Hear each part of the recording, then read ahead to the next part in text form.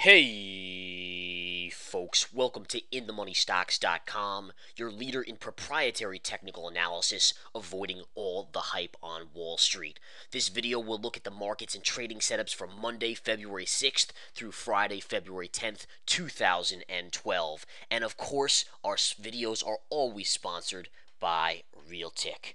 Alright folks, let's get into the mix here today. Looking at the markets of last week, we saw a couple river theories, which again are proprietary setups. And essentially what a river theory is, for those of you that do not know, it's a gap up above a major technical resistance level or gap down below a major technical support level. In this case, obviously a gap above resistance. This is number one, which occurred on Wednesday. Number two occurred on Friday. And sure enough, you can see the major level here was a pivot high. You gapped above it, it ran up, pulled back, we retested it, and again, it can't get through that level. River theories dictate that you're going to continue in that direction, and that's essentially what we did there. And then Friday again, you gapped above the 133.30 master level, and we essentially went neutral to higher the rest of the day into the next resistance, which again was 134.65. Now, looking at the market from last week, obviously we've seen the light volume continue. A couple little tidbits I just want to bring to your attention. First of all, volume over the last month and a half has been the lightest volume since 1999. What's a little scary about that is the fact that in 1999 we had all the retail investors piling in the market in the dot-com bubble, and we all know what happened there. In addition, the other thing I think is very fascinating to me is that Blackstone, which was a major IPO, really the biggest IPO in, the 2007 era when the market topped previously. And again, I'll go to the weekly chart here. In fact, we'll go right to this. Let me just see here, 2007. So again, here's your pivot top in 2007. Blackstone IPO'd. It was kind of the biggest hubbub, the biggest event in that period of time, and it marked the top of the markets in 2007. Again, hedge fund related, kind of all that stuff was big with the real estate bubble and so forth. We all know what happened after 2007. Markets had one of their biggest declines. Now here we are again in 2012. Markets are in unbelievably light volume, float mode, epic highs right now in the last month. We just continue to march higher. And what's going on? Facebook is IPOing. So I'm just drawing the parallel. I'll let you guys come to the conclusion. It is a little bit scary how history is repeating itself in terms of multiple things prior to bigger falls. I'm not saying the fall is close. I don't think the big epic fall is close, but I am saying in terms of the next month or two, we need to really be watching for more signals, look for divergences, technical signals, and such.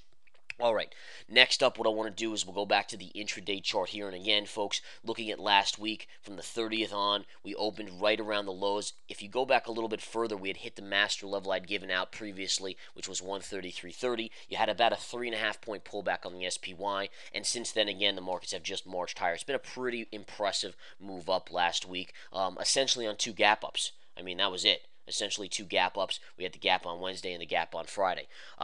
The key is if we go to the daily chart, you have to respect the markets in a couple reasons. Number one, we are into resistance. Even though we got through this massive resistance area right here, you came up on Friday to this pivot high right here. That's new resistance. And then if we get through that, there's another pivot high right up $1 higher on the SPY. Remember, the SPY mirrors the S&P 500. It's essentially the tracking ETF for those of you that may not be too familiar with it. Now, just a side note here, folks. If you are not a member of InTheMoneyStocks.com and you want to step into a world of the elite, where you learn how to find levels on stocks and going long and short the market at the appropriate levels, what you want to do is take the 7-day free trial to InTheMoneyStocks.com. There's the Research Center, which is more geared towards swing traders, and the Intraday Stock Chat, which is more geared towards day traders. All right, and again, just come and sign up. It's a 7-day free trial, no obligation. As long as you cancel before the end of the subscription, you're obviously not charged. Okay, and again, you can come in, check us out, see what all the hubbub is about, see the proprietary technical analysis that we've created coming to life, the methodology, learning how to profit, and again, you elevate your game. A lot of our members who have been with us for a year, 2 years, 3 years, 4 years are now in that elite status where they're the best traders in the world, essentially. Best swing traders, best investors in the world. All right, getting back into the charts, what I want to do after covering the levels here and understanding the market and looking towards next week is quickly go over some of the economic news. Next week, quiet economic news, but the one thing I will say, we have MBA mortgage index on the 8th of February, crude inventories on the 8th as well. Thursday, jobless claims, wholesale inventories, and then Friday, it looks like trade balance, Michigan sentiment, and Treasury budget. Not a big week in terms of economic news, guys. I will say that. Non-farm payrolls on Friday is why the market rallied on Friday. Nothing that big this coming week. But I will say there is a Chinese data this week, later in the week. I think it's Thursday it's coming out. That will be major for the markets. In addition, I'm hearing a lot of rumblings about a possible default in Greece today, over the weekend, and that does tell us we must be aware. Now, Europe is not going to create issues in the U.S. markets unless it's a big epic event. You're going to need something like a default in Greece to really shake the markets here. If it's anything minor or rumors, it's not going to have an impact. We've seen that already. We saw that with the downgrades of many of the European countries 2 weeks, 3 weeks ago. Had almost no impact. Markets have gone much, much higher since then. So I want to make that clear. The only way this market's falling is if you have an increase in volume.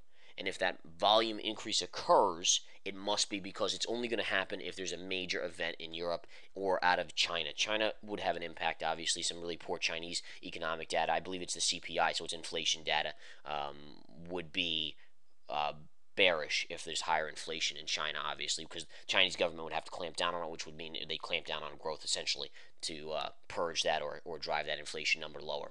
Okay, let's go over some trading setups. I want to give you guys a couple trading setups to watch for the week. Number one, let's take a look at Mastercard. This is a great one, folks. If you go to your weekly chart, this is actually a former trade of mine. I've traded this twice and profited on it, so let's do it again. If it's working and the levels are hit, then you must, just repeat. I'm a big fan of rinse and repeat in terms of trading. If something's working, do it. All right, number one, take a look at this trend line from 2009 lows, connect it right through, and you can see clearly you hit this level again here, you hit it again here, and then finally broke through. Now, as we went back up, I shorted MasterCard right here on that tag because it retraced to a level. Remember, if you have a support level and it gets broken, and any retrace, it's going to be resistance. So just use this same trend line that's been so good for many, many years. And there was a short. It worked out beautifully. Here was another short. I made great money on this as it fell into the beginning of the year. Now MasterCard is flying higher. If this line gets triggered again, you can short MasterCard again. Now, right now, it looks like this level's above 400, a little bit above 400. I will keep you guys updated, though. And again, if you want more information, obviously, just join us here at InTheMoneyStocks.com. Take that 7-day free trial. But this is a great trading setup to watch for this week. Could be a spectacular shorting opportunity. The next one I want to look at is Microsoft. Microsoft has been in this range for many, many years. It is coming up towards the high end of the resistance here. If Microsoft continues to pop and goes up into this little pivot high right here at around a price of $31.40 to 50 cents, it is a good short. So it only needs to go up about $1.25 in my opinion to about $31.50, and you can pull the trigger on a short. If you look at the daily chart, it's extremely extended.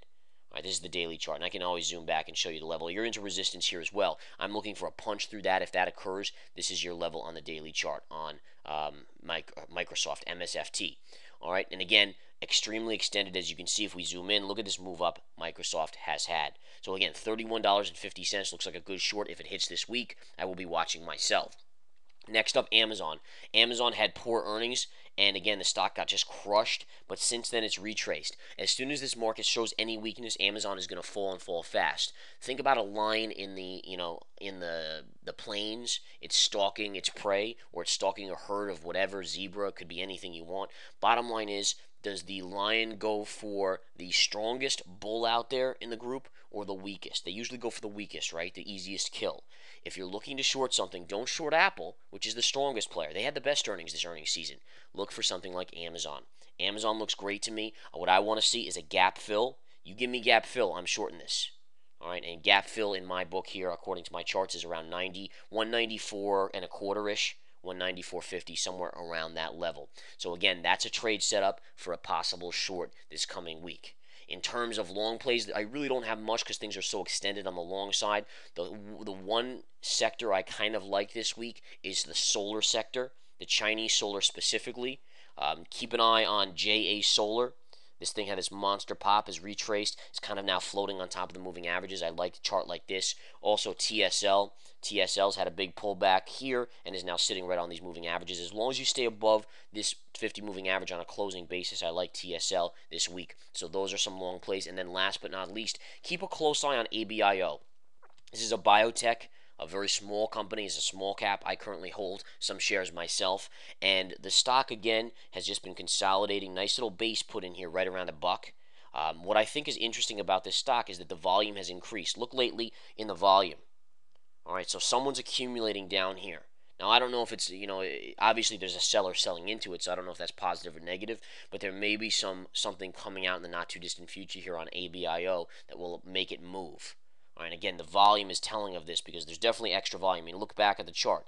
I mean, you have a couple days right here, but for the most part, in January, early January, no volume, and then all of a sudden, lately, hasn't gone anywhere yet. It's tried a couple times, it's popped up, hasn't gone anywhere, and it's just been staying in this range. So watch this stock this week, ABIO, small cap, trading at around $1. It's a pharmaceutical company or biotechnology company, and just again, I just wanted to give you guys one small cap to watch for the coming week.